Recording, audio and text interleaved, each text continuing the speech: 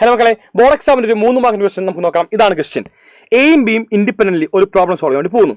Such that A problem solve ചെയ്യാനുള്ള chance 1/3 ആണ്. അഥവാ പി ഓഫ് എ 1/3 ആണ് കേട്ടോ. അത് നമുക്കറിയാം, പി ഓഫ് എ 1/3 ആണ്. പിന്നെ പി ഓഫ് ബി എന്താണ്? ബി പ്രോബ്ലം സോൾവ് ചെയ്യാനുള്ള ചാൻസ് അത് 1/4 ആണ്. പി ഓഫ് എയും പി ഓഫ് ബിയും കിട്ടി. എന്താ കണ്ടുപിടിക്കണ്ടേ?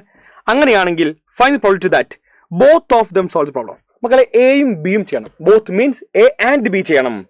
ബോത്ത് എന്ന് പറയുമ്പോൾ എ ആൻഡ് ബി ആണ്. എയും ചെയ്യണം, ബിയും ചെയ്യണം.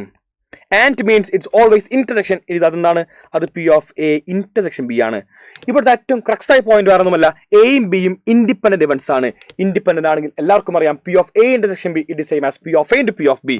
ഇപ്പൊ എന്താ ഇത് P of A into P of B ആണ്. പി ഓഫ് എ എന്ന് പറഞ്ഞാൽ 1/3 ആണ്. ഇൻറ്റു പി ഓഫ് ബി എന്താണ്? അത് 1/4 ആണ്. So 1/3 into 1/4 the answer is 1/12. അങ്ങനെ അത് കഴിഞ്ഞു. രണ്ടാമത്തെ ക്വസ്റ്റ്യൻ എന്താ പറയുന്നത്? The problem is being solve. എന്താണ്? പ്രോബ്ലം സോൾവ് ആവണം. പ്രോബ്ലം സോൾവ് ആവുക എന്ന് പറഞ്ഞാൽ അത് എയോ ബിയോ ആര് ചെയ്താലും കുഴപ്പമില്ല. Probability of A or B, അതല്ല ചോദ്യം. A or B. Always we know that A or B means it is A union B. So probability of A union B വേണം.